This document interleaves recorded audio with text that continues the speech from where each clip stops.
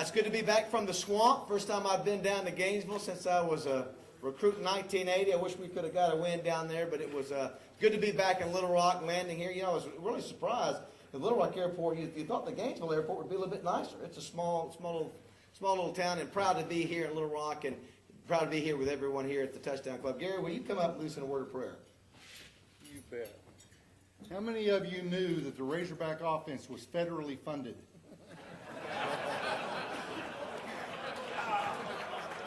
Sorry. That's the first applause I've gotten in 10 years. I appreciate that. Let's pray. Dear Heavenly Father, we thank you so much for the beautiful day and the opportunity to gather together and enjoy each other's company and our fellowship and the food. And we just ask you to use us today in your service. In your name we pray. Amen. Thanks, Gary. Appreciate that. For those of you that were here last week, did you enjoy Gene Chizik? Was he not? Yeah. It's funny how we bring in these speakers and you don't know how they're gonna, you wonder, you have a preconceived idea. I had more people probably, Rex, that say, "Wow, I didn't expect that from Gene Chizik." So I was glad to have him in there. I thought he did a great job. I think he enjoyed his time here. Looking forward to hearing Coach Conque today. It's always a pleasure, and I know you got your family here and the UCA staff and president and AD, and we'll let you introduce everybody here in a second. But always glad to have Clint and all the folks from UCA here. What a fine institution that is, both in athletics and academics. I do want to remind everybody to go to lrtouchdown.com to RSVP each week. If you haven't joined, please join. If you do Twitter, it's hashtag LRTDC. If you haven't tried Twitter, try it. No telling what may happen. I'm not sure. Again, Touchdown Club, $50, really inexpensive. I did get a call from the National Football Foundation. They wanted to hear how our memberships are going. And so I'm going to submit that to them next week. And I think we've got a decent start for the first year. And so I'm excited about that. I'm glad that here in Central Arkansas we can vote on the College Football Hall of Fame each year. And it's only $25 extra. I got a great deal for us. So if you haven't joined them, go back online or email Kelly. Also, if you want to join the Arkansas Sports Hall of Fame, only $125 to get all three. Touchdown Club, the National Football Foundation, and the Sports Hall of Fame. I do want to thank all our 50-yard line club members down front. We appreciate you and what you do for the club. We'll do our sponsor rundown real quick. Twin City Limousine. Papa, I know he's here today. Thank you so much. 103.7 The Buzz. Glad to have them broadcasting live each week in the lobby. Little Rock Convention and Visitor Bureau. David Russell. I think I saw David back. Glad to have you back here in the state. Metters Adams Elite Insurance. Andrew Metters, thank you so much. Make sure and call on these guys for any of your insurance needs. I'm glad to have Mike Whitfield back. Where's Mike at? From Epic Health. Mike, glad to have you back. Guys, if you haven't gone down and got your free screening, it's right over there behind Chili's. Go by there and do that. See if testosterone therapy is what you need. I know we have a lot of folks who listen to our show that take advantage of it. And we have a big announcement coming up from Epic here in 2 weeks. I believe it is 2 or 3 weeks. So glad to have Epic on board. And Mike, glad to have you back here at the Touchdown Club. Wendy's, thank you for sponsoring our Dan Hampton and Willie Rofe Awards. How many Wendy's do you think there are in Arkansas, Rex? What would you guess? 39. 65 Wendy's across the state. So when I was in Gainesville the other day, I even went by Wendy's just so I could say I was supporting our Touchdown Club sponsors. I do want to say thanks to Wright, Lindsay, and Jennings. It's a full-service law firm. It's been around for more than 100 years. And, Coach, I sometimes fail to mention this. And, of course, Judy Henry is the lead of their sports division. Not only do they represent players, they represent coaches. And they do an excellent job. And Antoine Phillips, I know, congratulations. You were recognized as one of the 30 under 30. Congratulations there. Patrick Wilson, of course, Charlie Coleman. You guys, everybody knows him. But thanks to Wright, Lindsay, and Jennings and for your representation for the club and also for the award that we're going to do in honor of Cliff Harris. Crane Automotive, Larry Crane and the gang, thank you so much for the 3rd year in a row sponsoring our Touchdown Club.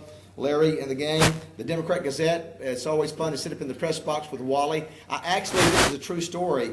I have not wore these pair of shoes that I wore to Gainesville in 2 years, and I'm walking towards the press box, Coach, and I look down and I'm seeing rubber pieces all over, and I'm thinking, what is going on? So everywhere I said, what have I stepped in? Well, my shoe has started coming apart. And this is before I'd even made it up to the press box. And so I look and it's just, as you walk it, the bottom of it's off. It's just flapping off. And so I'm thinking, what am I going to do? And I look at the right one, and the right one is doing the same thing. So by the time I got to the press box, I had lost the bottom soles of both shoes. And my spot in the press box had rubber pellets and pieces, and the bottom of both of my soles of my shoes were standing there. I've got video of it. I was so embarrassed. I was hoping nobody looked at my feet the whole time. But anyway, it was good to get back, and Wally Hall was up there, and Wally got a big kick out of that. And thank you to them and the Democrat Gazette and Tabitha Cunningham for your sponsorship. For 10 years now, the Touchdown Club. Barry Jackson sitting in for Lunsford Bridges. Glad to have Barry here, who handles all the marketing for Metropolitan. Glad to have had you guys as our sponsor for 9 years. We've got a great group of sponsors. Coach, it's it's teamwork, and we have to have all these folks. So let's give the round of applause to all of our sponsors here today. Thank you. We want to thank Wayne, Beth, and Casey here at the Embassy Suites. Do want to make mention, if you have an event, and anytime I have an event with a buzz or anything, Dwayne Duncan is a guy that he's a freelancer, even though he's an appraiser by day. He will shoot your event and give you a real reasonable price. It is great to have those photos up online. And Dwayne, thank you for being such an important part here at the Touchdown Club. Thank you. And same thing for Matt Johnson back in the back. If you need something videotaped, ask these guys. They'll give you a real good price, and they're very reliable. And matter of fact, for Matt, if you want to, Coach, you will be live on the web here shortly, lrtouchdown.com. If you want to text somebody and see if you want to see Coach Conque, hear what he has to say, lrtouchdown.com, live streaming. I do want to thank Kelly Lassane, who is under the weather today. It's nice to have Melissa Nelson always ready to step in. And I know Shelly's here, and Marilyn, and thank you girls so much. Ladies, you do a great job for us, and we're very fortunate to have you. Thank you so much. I think let's go ahead. We've had 2 weeks in a row now of the most gaudy high school player of the week numbers ever. And I did not remember last week I said we're never going to top this. We topped it again. Now, you're going to like this. These are Clint Conque kind of numbers. And Adam, you can go ahead and come walking up this way. He is the best dressed player of the week I think we've had so far, too, by the way. Our player of the week is from Mayflower. He is a junior quarterback. His name is Adam Dykus. Adam this is 2 weeks ago at Perryville. This is a win over Perryville. He's 20 for 26. So when I first read that, I thought, that'll be a decent number. Won't be too high. 20 and 26 for 593 yards. Now, I think last week the quarterback went 600 yards. Yeah. But you know what? Adam said, that's all right. You can have 600. I'll take 593, and I'll spot you 8 touchdown passes in last week's game. Is that unbelievable? So that was in a 61-12 win over Perryville. Mayflower is ranked 4th in the state. They're in a very tough conference. They beat Bald Knob last week 54-0. I think he threw for over 300 yards, and he's a fine young man. Let's give a great Touchdown Club welcome to Adam Dykus, our Democrat Gazette Player of the Week.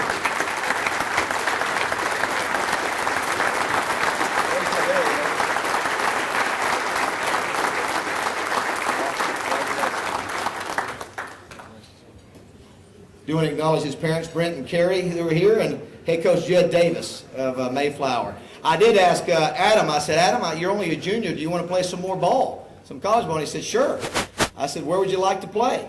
And his dad said, UCA. How about that? I don't know what, yes, exactly.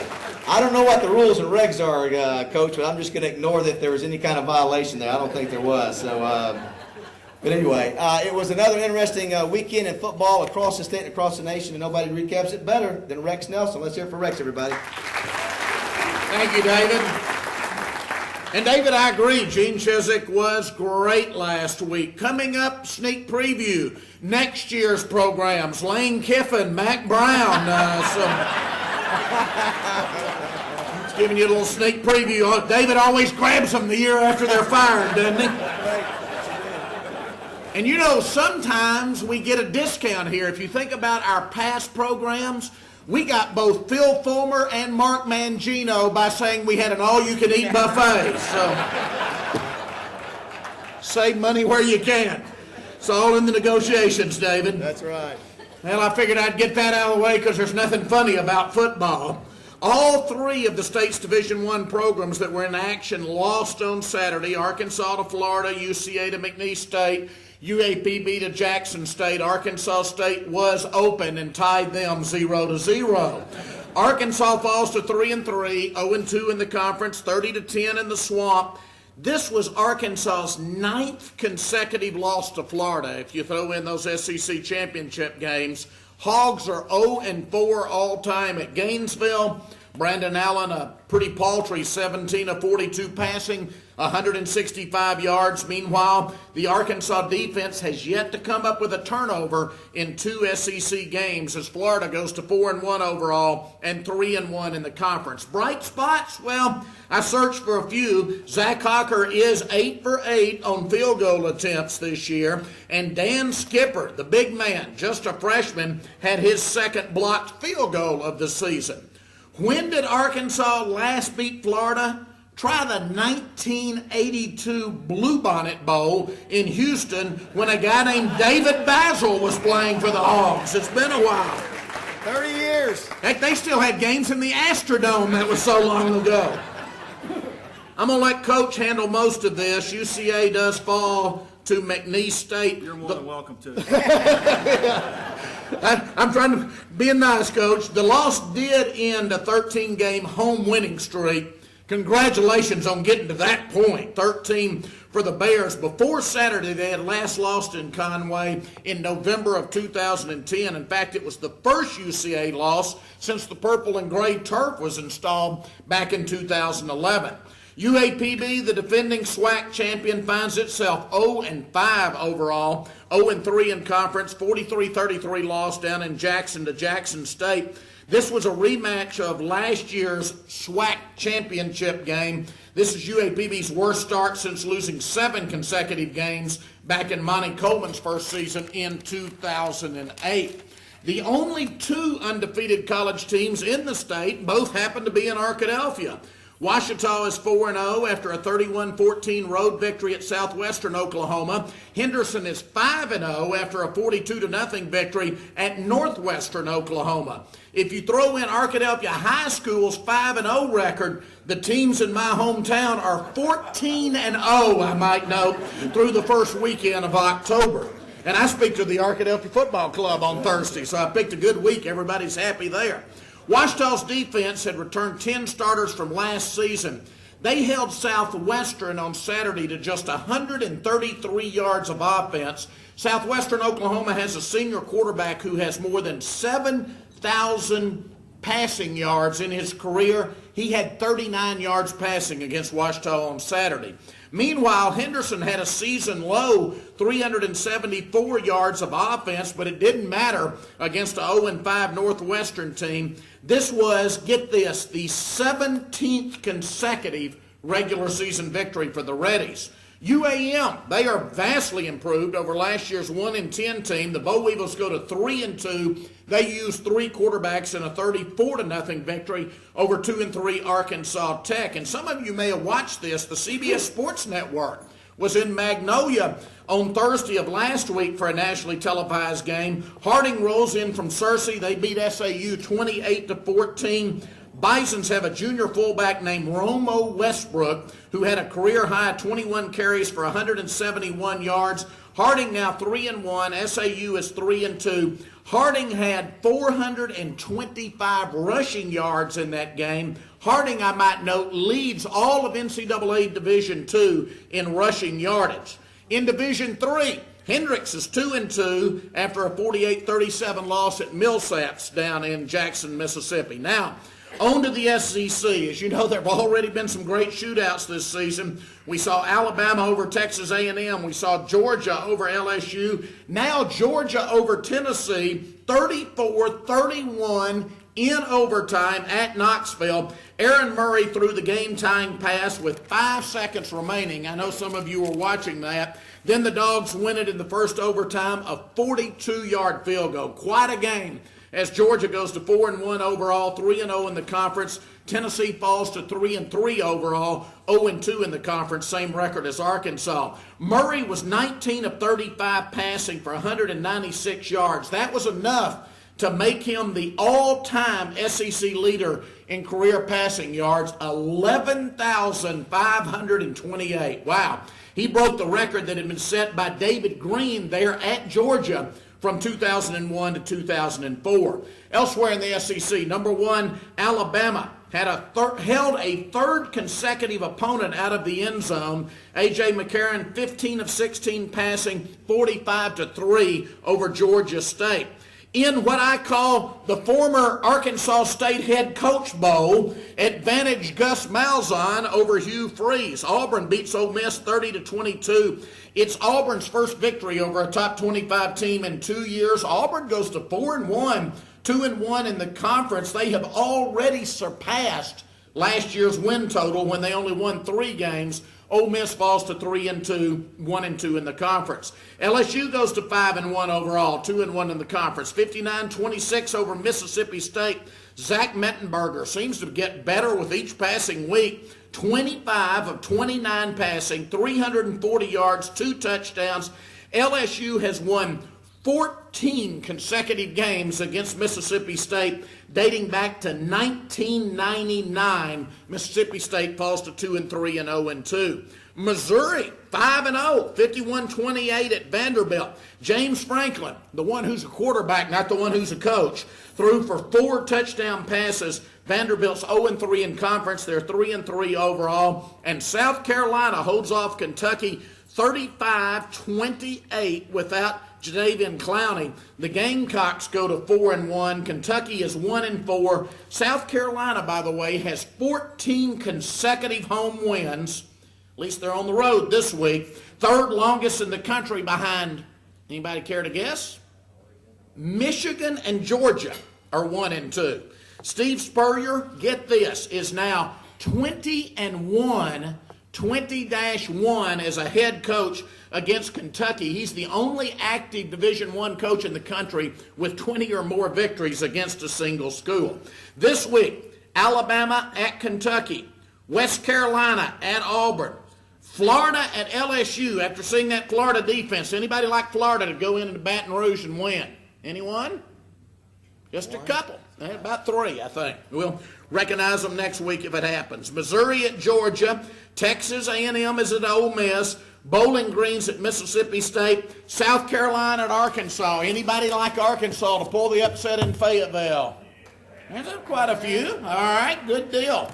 This is a smorgasbord of college football in the state this week. Every Arkansas team plays in-state. Not a single Arkansas team leaves the borders of the state. In addition to that game in Fayetteville, you have Idaho at Arkansas State. In Arkadelphia, you have 2 games. Again, you can park in one place and watch both undefeated teams. Northwestern Oklahoma's at Ouachita at 1. Southwestern Oklahoma's at Henderson at 3. UAM is at Harding. Nebraska Kearney is at UCA. Texas Southern is at UAPB. Southern Arkansas is at Arkansas Tech. And Washington University of St. Louis plays at Hendricks. So you can go to Fayetteville, you can go to Jonesboro, you can see 2 games in Arkadelphia, you can see 2 games in Conway, you can go to Searcy, you can go to Pine Bluff, you can go to Russellville. There's no excuse not to see a college football game on Saturday. Thanks, everybody. You know, Rex, I was telling Coach Conque, I have a picture on my iPhone. Remember that? I took a picture of everybody raising their hand. Oh, yeah, What was last that week. for? Do you remember that? Arkansas would beat Florida. Was that what that was? Y'all remember that? Remember that? I took it all the way. If y'all want to come up and see how you voted, I got your picture right here. I just remember that. Well, it's nice to be confident. That's, mentioning Aaron Murray at Georgia. Remember the Broyles Award finalist, Mike Bobo, was here last year. That's his coach. He may be up for it again. Cliff Kingsbury's doing pretty well at Texas Tech. Absolutely. I do want to mention, too, for 103.7 The Buzz, I'm going every Friday to the game location, wherever we're playing, whether it be Fayetteville or...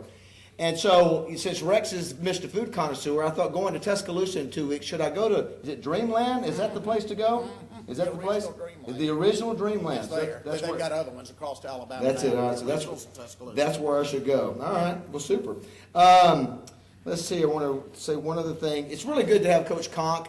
I noticed we actually have RJ, who was a UCA grad, our producer, actually sits up front today because Coach. I understand that. Coach is here, and Coach, it's always great to have you here and see Brad and Tom and the whole gang. And one thing about you, Coach, you're always a class act, and not only one of the great football minds around, you're just a class act. And you're always willing to come here. And, of course, this here is our core Touchdown Club membership. And that's why I appreciate our core membership showing up and saying we want to support you because what you're doing is great work. And it's amazing. I was At Gainesville, as I mentioned, the student population for Gainesville, does anybody want to know what that, take a guess what it is?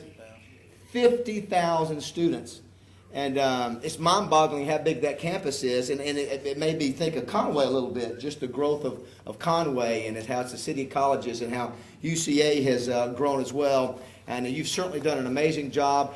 You know, last year it worked out perfectly when we booked you. It was right after you'd won the conference championship and the trophy was here, so I think God's just trying to make us all humble and having you after a loss this time. So it's always an honor to have you here, and without further ado, and I will say this, Rex does such a great job, and Jim, you do such great research, you know, every week for your introductions, and Gary, I guess you're just blessed by God to do the prayer, I don't know. But Jim, why don't you come up and give our distinguished guest a proper introduction.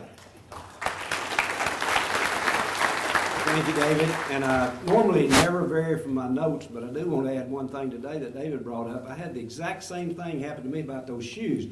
I had a very expensive pair of tennis shoes that were strictly for basketball, and I'd gone about 3 years and hadn't worn them, and they'd probably only been worn about 3 times. And I got ready to go to a granddaughter's birthday party, and the little girls were going to be cheerleaders, and I got rooked into myself and some of the fathers, grandfathers were going to be out shooting basketball. I started walking out of my house, and there was these big pieces of white rubber everywhere, and that's exactly what happened. Terrible feeling. Those shoes disintegrate if you don't use them. All right, 2 weeks ago on September the 21st, our guest speaker led his UCA Bears to a 17-13 victory over Missouri State University. It was his 100th win at UCA. As you might suspect, he holds the record for all-time wins as a head coach at UCA. 3 years ago, he eclipsed the school record for wins that had been set by my old high school teammate, Coach Harold Horton. In each of his last 2 seasons, his teams have finished 6-1 in the Southland, and then have gone on to the second round of the national FCS playoffs in both seasons. Back in 2005, his Bears won 11 games, and he was chosen Coach of the Year in the Gulf South Conference. In 2008, they won 10 games. They won 9 in both 2011 and 2012. He was chosen Coach of the Year in the Southland Conference in 2008 and again last season. Most of you in the audience already know most of these facts. Now, between remarks from David, from Rex, and what I've mentioned, you know all about his 14 seasons as the head coach of the Central Arkansas Bears. So I'll touch on the highlights of his playing days and his coaching career before he came to Conway. He's a graduate of Baton Rouge Catholic High. As an 11th grader in 1977, he weighed 170 pounds and started as a defensive safety. As a senior in the fall of 1978, he was named second team All-District as a defensive back. In 1979-1980, he was a starting strong safety for Southwest Mississippi Junior College.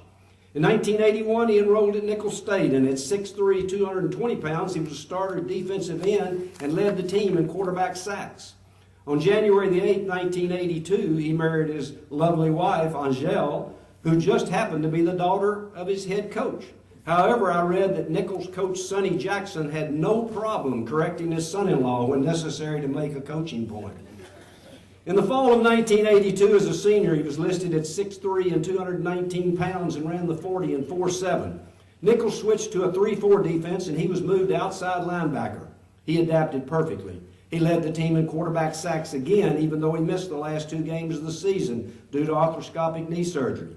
At the end of the season, by vote of the entire team, he was selected as one of the co-captains of the team. And in December, he was selected by the Associated Press as a Division I AA first team All-America linebacker. That's a long way from second team All-District.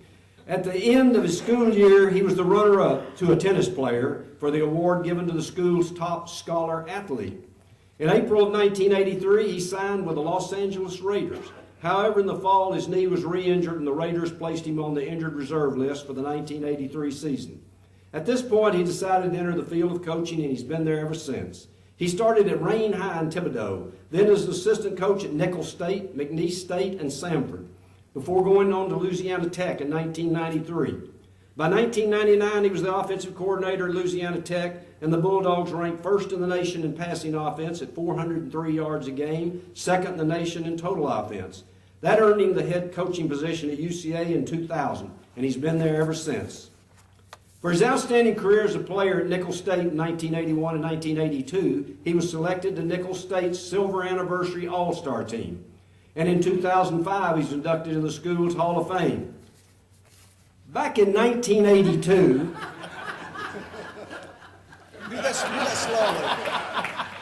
He had a full head of hair and a mustache, and he wore number 95, and he was an All-American linebacker. Today, you know him as the head coach of the UCA Bears. Please welcome Clint Conque. Let me see that picture.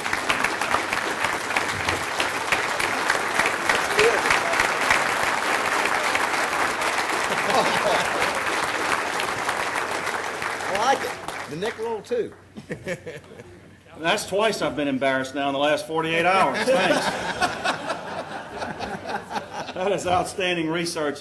Now, let me say this. I have a fairly close relationship with the general manager over at 103.7. So I'll be talking to Justin about a shoe per diem for you so that you won't embarrass the radio station on the road. It is certainly, and look, with this picture here, look at this. I had hair, a mustache. I don't have any hair, can't grow any hair, and now I've got glasses. Last time I was here, I didn't have glasses, and so I guess good Lord humbles us in a lot of different ways, and it started last year with our vision, that's for sure. It is certainly an honor to be here, and I guess I was talking to Kelly, a 6th or 7th year that I've been here, so it is really an honor and a privilege to represent the University of Central Arkansas, and certainly our football program. And you know, this group is so knowledgeable and has always been so receptive to our message and really interested in what we're doing in Conway. And I've been blessed to be the leader of the football program there for 14 years, and I've seen a lot of amazing things transpire during that time. I would be remiss, though, if I didn't introduce the leaders of our institution that are here today.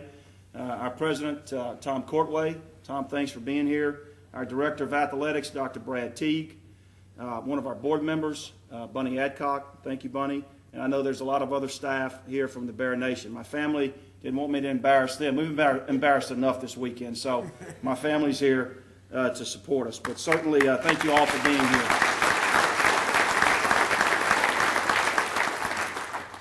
It truly is a pleasure to be here. You know, the last few years, and David kind of touched on this, we were celebrating a championship, playoff appearances, top 10 rankings. I feel like I've been in a cage fight in an MMA title match and had a couple of chairs slammed over our back this weekend. It was a train wreck. You know, and it starts with me. I take full responsibility for that. You know, but you know, we've got to coach better. We've got to play better. And certainly we're capable and have the potential to do that. And there were some really positive things that happened in that game. But certainly we ran into a very determined McNeese State team. And if a lot of you don't know much about McNeese State, they've been in the Southland Conference, the league that we play in, for 42 years. Our conference turns 50 years old this year, included Arkansas State, Louisiana Monroe, teams that this group here is probably familiar with. McNeese has won 13 titles and 14 playoff appearances. I had the privilege of coaching there for 3 years, so I understand the tradition. We've kind of had our way with them, though. Some close games, but we'd won 4 of the previous 6 games against McNeese last year down in Lake Charles, but 4 of the previous 6. And just about everything that could have went wrong did go wrong on Saturday. A lot of turnovers, and you know, whenever you turn the football over and you don't value the football, that puts your defense in a bad position. And I don't guess Coach Holt put up with this, but you played for Coach Holt, right? We played some matador defense on Saturday, and we're going to improve that. We have been among the best in the conference, and we're ranked in the top 25 in the nation in total defense. We dominated a Colorado team defensively earlier in the year. We dominated a Missouri State team. We had our way at home with Incarnate Word, who will be coming into our conference, but not to take anything away from McNeese State. They're a very fine, very well coached, very good football team who had beaten South Florida early in the year, was playing, you know, very well. They came in, played very disciplined, and you know, they had something to do with us playing poorly. But at the end of the day, we've got to play better. We sit here at 2-3 right now. Our season's not nearly complete. We get to the halfway point this weekend, and certainly we go back to the practice field tomorrow to look to make improvements in the areas of blocking and tackling and ball security, and more than anything is just trying to lift our players up, you know, because so many times, and we joke about it, but, you know, these kids are sensitive. You know, the quarterback at Arkansas, 17 of 42, I mean, he's not feeling too good right now, you know, so it's our job as coaches to lift these kids up, make them understand they can do better, and they will do better, and teach them and lead them, and that's part of our job. And then when we need to put the screws on them too, we can do that as well. We started the year ranked in the top 25, and I don't know if the polls have come out today. We may have slipped out. Certainly, I think we're capable of being a top 25 team. I think we rose as high as number 5 in the nation. I want to go back, though, about 3 weeks to when we went to Boulder, Colorado, the week before all the floods. I was very excited to see the number of fans that followed us out to Boulder. And, it was a strange day. One of the most unique traditions in college football is for them to run the Bison out on the field. Well, they've got a new coach, and he's gung-ho, ready to go with his team, and he came over from San Jose State. And I guess he missed the memo of when he's supposed to run out on the field. This is his first home game, And they're supposed to let the animal run first, and because they're holding our team, right? And then his team comes out, and then our team comes out. Well, they're holding us, and we're sitting there next to the cage, and all of a sudden, there goes the Colorado football team, and they had to pull the Bison, the Buffalo, back. They were fixing to let the Buffalo go. He was going to run over the football team. So this is not a good sign here. But we played extremely well in that game. In all 3 phases of the game. Had a touchdown lead. Sometimes the football guys I think we've thrown 9 interceptions this year, and 5 of them have been deflected or tipped passes. And it's just really a strange year. And we've got a touchdown lead. We're on the Colorado 29 with about 9 minutes to go in the game. And we're getting ready to go put the dagger in. I mean, we're getting ready to go up 2 scores and make them feel really uncomfortable. We're talking about a Big 12, Pac-12 school. And deflected pass on a screen. It went back 80-something yards, and then the wheels kind of fell off, and we lost, I believe, by 14. And it really negated a tremendous effort in all 3 phases of the game. Kept us from getting that FBS win. We haven't had one since we beat Western Kentucky back in 2009. We've had a lot of injuries this year, and that's not an excuse, and it'll never be an excuse at our place. The last several years we've had a pretty good run. And the thing that we've been able to stay away from is the debilitating season-ending injuries. And you can look across the country, and the teams that have had those, whether it be offensive linemen or key skill positions, you're going to struggle, particularly where there's youth involved and young men. We had a young man that's now playing 40 snaps a game for us at safety. Week 1, he was on the scout team. But we've had 3 significant season-ending injuries in the defensive secondary. So, hey, 18-year-old, come on, let's go. You're going to Colorado next week, and we'll grow and we'll learn from it. We do hope to get a couple of young men back, if not this week, certainly for our next conference game down in Beaumont, Texas, against Lamar. This is a very important week for us, as I talked about, to improve in fundamentals, and we'll do that. And our young men seem to be receptive to the idea that we still have an opportunity to have a great football team this year, because it's not talent less. We've just got to put it all together in all 3 phases of the game. It's extended down to our kickers. After the Colorado game, both of our kickers were hurt. We had no kicker. We couldn't kick till like Friday. We're working a kicking game. No, not today. We'll work punt game, but we can't work the kicking game. And so hopefully we'll get some of these young men back. Hopefully get a win this week, get back a new winning streak on the Stripes, and then build some momentum as we go into the second half of the season. There is one young man I do want to highlight, though, and probably doesn't get a lot of coverage. I think Jeremy wrote about him a couple of weeks ago. A very fine senior tight end from Fort Smith, Arkansas. His name is Chase Dixon. Chase is 6'5", 240 pounds, senior tight end. 5 years ago, Chase came to us 6'4", 170 pounds, wide receiver out of Fort Smith, Southside. Now, if you know anything about Jeff Williams in Southside, a trick play is the forward pass. So this young man, and look, and Jeff has had phenomenal success. He's a good friend of mine, so I can speak like that. But, he was anyway. So, Chase was obviously under the radar, tall, skinny kid. His dad played football at the University of Oklahoma, and wanted an opportunity to walk on. We didn't even allow him, didn't know anything about him, didn't allow him to come in the initial 90. You know, we can only have 90 to come to camp. Now it's 95. At the FBS level, like at Arkansas, it's 105. So we had a 90-man roster for camp. We didn't even let him come into, didn't know anything about him. And so once school starts, we can expand our roster. And we're out there on a Sunday night and going, man, who's that good-looking rascal? Well, that's the boy from Southside. I said, well, Jeff never saw his pass catch skills, or they might have thrown the ball 3 or 4 times a game. So we redshirted Chase, and he did a good job. He did a pretty good job for us that year, and then next thing you know, he's 185, he's 195, he's 205, he's 215. Well, last year he played as a fourth-year junior at about 219 pounds, maybe 220, 222, and all of a sudden, you know, he caught like 12 passes, and 6 of those or something like that were touchdowns. You know, we started using him in the red zone, big target, and I sat down with him this summer and I said, son, I know you're graduating in December, and he is. He's going to graduate with a degree in health science in December. And I said, Chase, now if you put on some weight and we'll do some things to your body and invest this summer, you know, and in the off season, I said, I think you're going to have a chance. I think you'll have a chance. And he goes, you mean to make all conference? I go, no, son, to maybe play on Sundays. And like I said, he's 240 pounds now. In the Colorado game, he had 4 catches.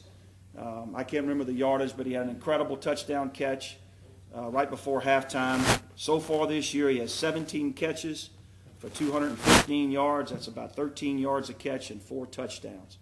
And in Saturday's game against McNeese, he had 9 catches, career high, 149 yards, a career high, and a touchdown.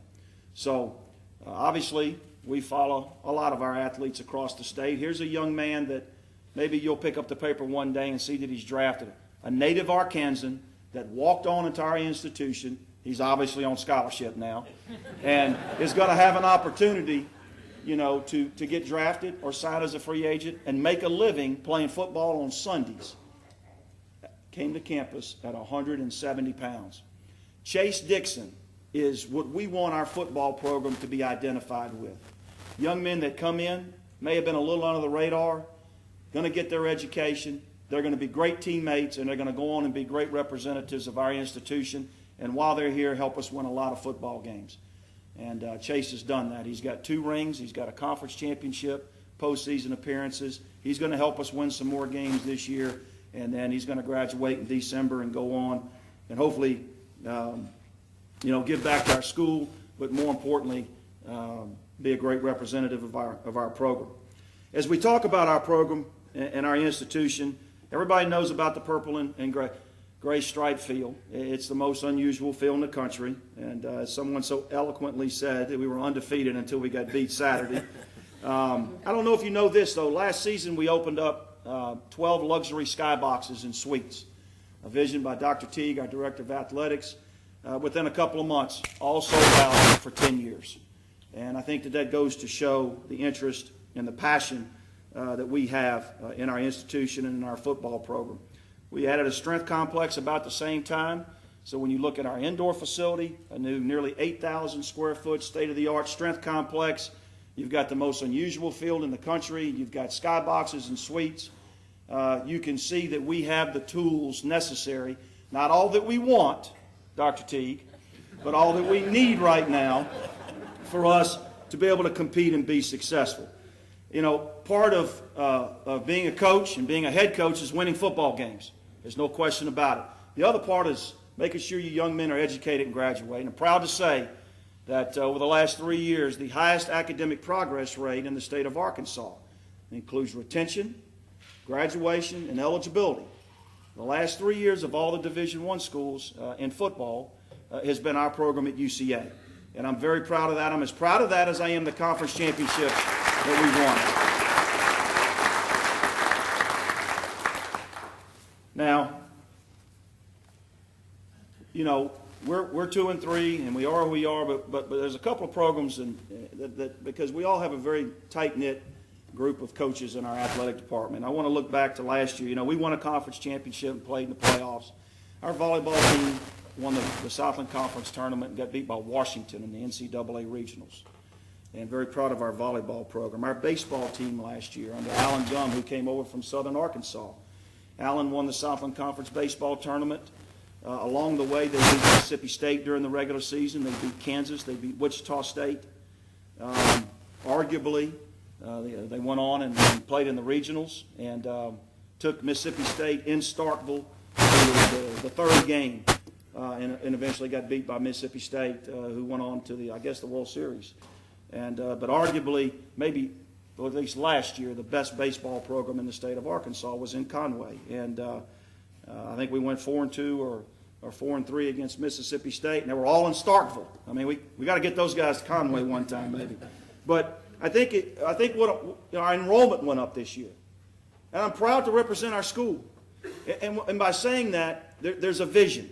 We've got one of only 2 schools in the state at the Division I level where their enrollment went up. Our enrollment went up this year.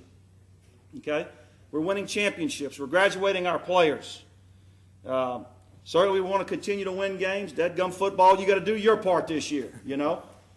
But a lot of great things are happening at this institution, and I've been privileged to watch a lot of changes, a lot of good, a lot of bad, and but certainly we're on the uptick, and it's because of great leadership and great vision that we have by our board of trustees, our administration, and is why this is happening. And we've got great students, and we've had Hallbrook Scholar Awards. Fulbright. I mean, we've had incredible things that are happening on this campus, and it's a credit to this state and a credit to the leadership that we have at the university. You know, we were under criticism about 6-7 years ago by making this move to Division I. Heck, I was doubting it too. You know, going, ooh, you know, but we were coming off an 11-win season, so I felt like we were built probably as good as any program to do that. You know, and since then, you know, we've averaged over 8 wins a season in football. I'm very proud of that. Our we're 54-28 going into this year. 8 of those losses were to FBS schools, but 2 of those wins were to either FBS teams or transitional teams. And including Saturday, we're 35-7 at home. And generally we play pretty well at home. We need to continue to do that starting this Saturday. As I look across the state and I look to the future, not just of our institution, but football in this great state, I think high school football has improved. I think the coaching has improved. The technology has improved. I look in the northeast part of the state where we haven't heard a lot recently, and I see the Jonesboroughs and people like that are starting to reemerge. I look in the southern part of the state, and I look at Camden Fairview. Obviously, the northwest corner of the state where we have quite a bit of resources is always going to be a stronghold. My encouragement right now is the central part of the state. You know, we need our football program, but we need as a state for Little Rock to come back in a big way. And when that happens, that's going to help our football program, and it's going to help kids and opportunities across the state. If you look at the results from last year, UAPB, Arkansas State, Central Arkansas, Henderson State, all won conference championships. Arguably one of the best years. You know, Arkansas fans, well, they didn't win a conference championship. It wasn't a good year. But when you look across the board, really and truly, it was one of the great years for college football in the state of Arkansas in 2012. And still, we don't know what this year has to hold. But we're holding out hopes in Conway, that's for sure. Speaking of Arkansas, I have not had the pleasure of meeting Coach Bielema. I know that he spoke to this group early in the year.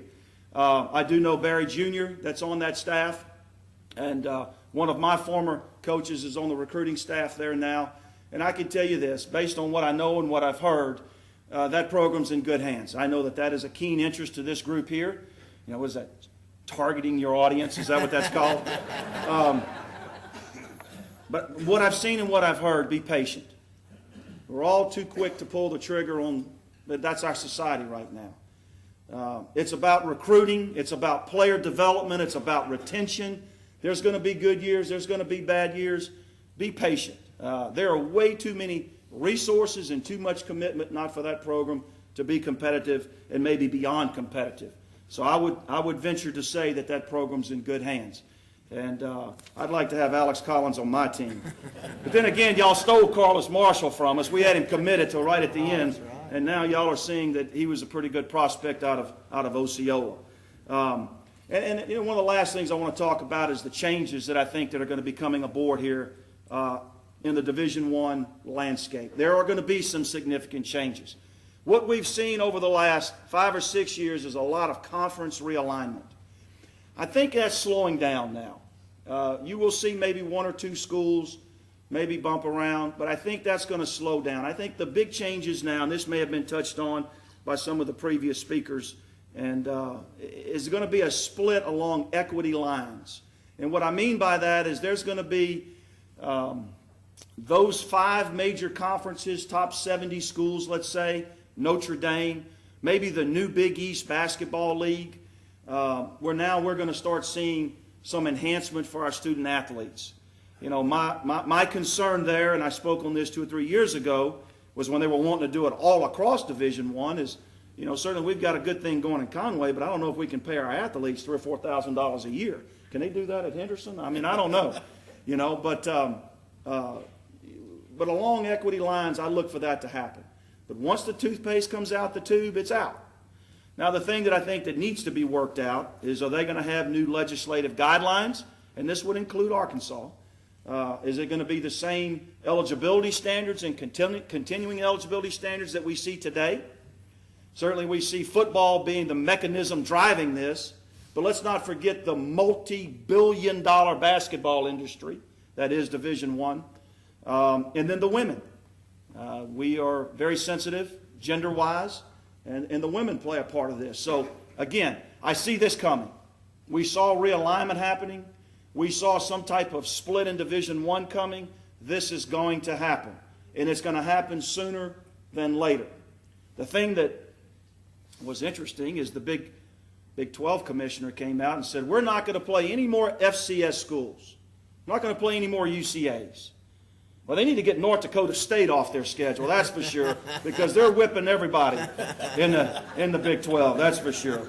But I do see FCS programs being able to continue, at least that's my opinion, to play these games. We've got a game next year with Texas Tech.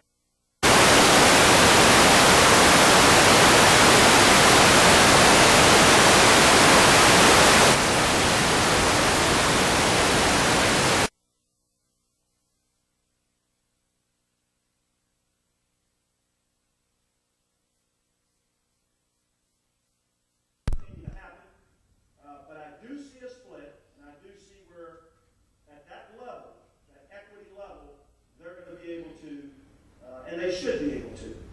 The amount of revenue that these big programs are bringing in both football and basketball, I just caution them to be careful because you can't go backwards once you go forward with that, and I think they'll do that.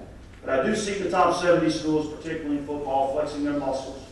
And we probably won't be a part of that equation. I would think that Fayetteville will be the only school part of that equation moving forward.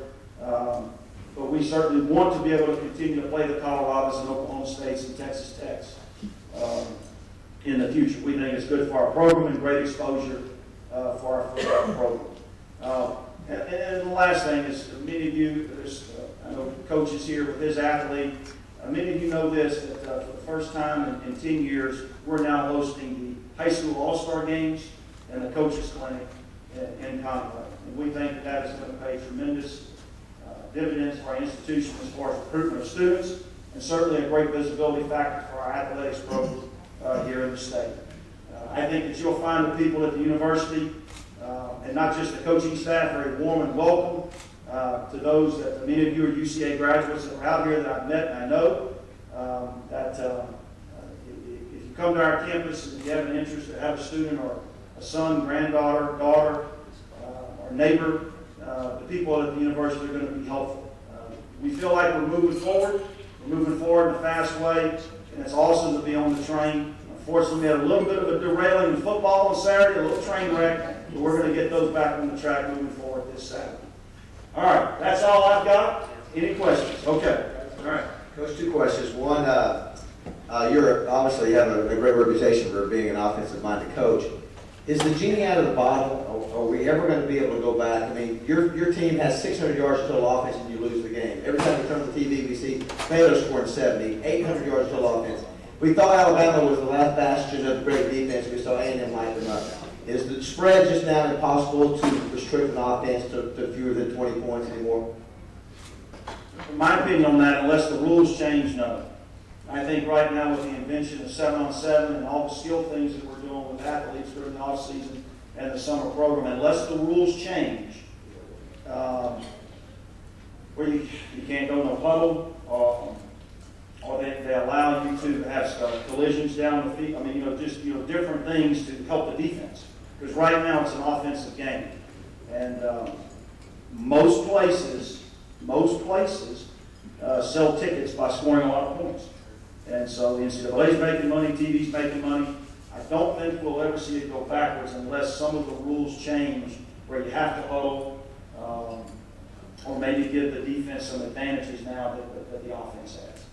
I just don't see it going the other way. Or if there is some proven type of safety issue, And right now, our country's very sensitive to those things. Yes, sir. Coach, I was watching a game the other night and realized there was an extra official in the offensive backfield. And then found out the Big 12 was experimenting with another official. Yes, sir. Does that tie in what you're talking about here with the spread? Possibly. What we see is they're going probably in the future to an 8-man officiating crew, where we have a regular umpire in all the other conferences, including the SEC, in front of the center, 7 or 8 yards. The NFL has their umpire behind, next to the white hat, opposite the white hat. What we think is going to happen is there's going to be 8 officials, one by the white hat, watching holding on that side of the line of scrimmage, and then 1, 2 where the regular umpire is, watching the line of scrimmage from that side of the ball. But yes, the Big 12 is, and that's a trickle down from the NFL. The NFL puts their umpire behind the line of scrimmage. The Big 12 is experimenting with that. But I look for them to go to an 8-man crew and have 2 umpires that can control the cut blocks and the holding calls. And that could slow some offenses down too, because there's a lot of holding, by the way, that goes on. It's never called. That's just me, maybe. Coach, we don't, it's funny, as many coaches we have up here, we don't ask this question. I know when Jeff Long was here a couple years ago. Coach, you're in the business, you're the head coach. Old school folks don't like the explosion of new and colorful, different uniforms. Obviously, you came out with gray this week. And maybe your thoughts on the uniform and how you approach it and the colors of the kids. No, it's a tricky subject for me, because I am old school, 52 years old. It's my 30th year in coaching. When I played, we played, on game day you couldn't have your hair out your hair, and now I've got to put up with earrings and phones and chains and long hair, people with hair, and but let's be clear about this. We're an institution. Colleges are educate people. We're student-based. And you triple that down to athletics, it's about student athlete, male and female. And heck, if it makes them feel better about playing on Saturday night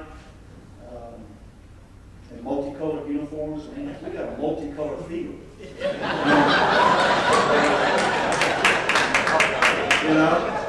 But it would be very difficult not to have a solid uniform at home because of the contrasting colors we would have. We have a purple uniform and we have a gray uniform.